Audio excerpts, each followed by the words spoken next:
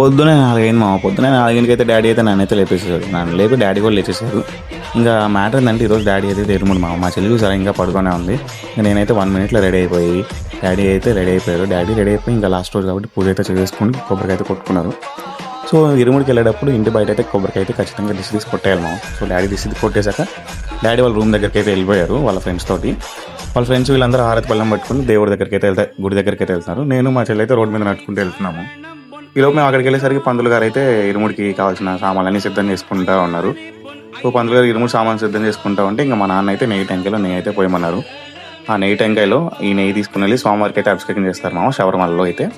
ఆ నెయ్యి టెంకాయని అయితే తీసుకెళ్ళి ఇరుముడు సంచులు అయితే జాగ్రత్తగా పెడుతున్నారు మా నాన్నగారు. ఇంకా అయిపోయాక ఇరుముడు అయితే సిద్ధం చేస్తున్నారు స్వామివారికి. ఇంకా డాడీకి అయితే భిక్ష బియ్యం అయితే వేస్తున్నారు మా అత్తను మామయ్య వాళ్ళు. మేము కూడా వేసాంలే. ఇంకా పోతే ఇరుముని అయితే జాగ్రత్తగా కట్టేసేసి డాడీ నెత్తి మీద అయితే పెట్టేస్తారు మామ. అదే స్వామి నెత్తి మీద అయితే పెట్టేస్తారు.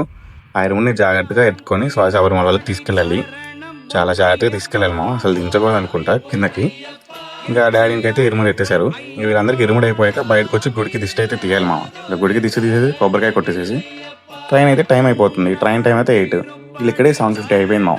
ఇంకా హడావిడిగా కార్లో అయితే బయలుదేరిపోయారు డాడీ అయితే. ఇక మా నాన్న ఒక్కడే అనుకున్నాను శబరిమల వెళ్తుంది ఈరోజు. చాలా మంది స్వాములు అయితే ఉన్నారు రైల్వే స్టేషన్లో. ఇంకా మేము వెళ్ళేసరికి ట్రైన్ కూడా వచ్చేసింది మామ. ఇంకా డాడీ కూడా బాగా చెప్పేసి వెళ్ళిపోతున్నాడు. ఓకే మామ, సబ్స్క్రైబ్ చేసుకుని రెడీగా ఉంటా. బాయ్.